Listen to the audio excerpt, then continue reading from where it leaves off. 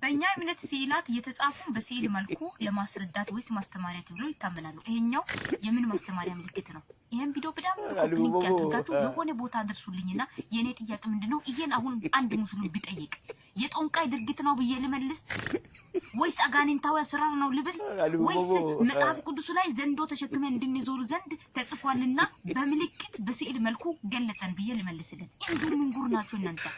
ምን ጉር ናችሁ እናንተ? ድፍረታችሁ ይሄ ቆሞ ሲል ይሄ ሲል እኮ አሁን ተሰቅሎ ቤታችሁ ውስጥ ዳቦ ተጋግሮ ይታጠናል። እንዱ ምን ጉር ነው? እኔ ተቃጠልኩኝ እኮ ወገን። እንዴ ወዴት ልግባ እንዴ? ቲክቶክ ሩሙ ብላ አደርግ ሚዲያው ላጥፋ እንዱ ምን ይሻለኛል? ከእናንተ ነው ወዴት አባቴ ልጅ ተቃጠልኩኝ እኮ ወተት ተጨባጭ የምላጠፋማውን ኮሜንት ላይ የምን ወተት ነው? ወተት ራሱ ውስጥ ሲገባ ይንተከተካል። እንዱን ተቃጠልኩኝ። አሁንሽ ይሄንን ብዬ ልመልስ ነው ብራዘር ጥያቄው ምን ብዬ ነው የምመለሰው? خلاص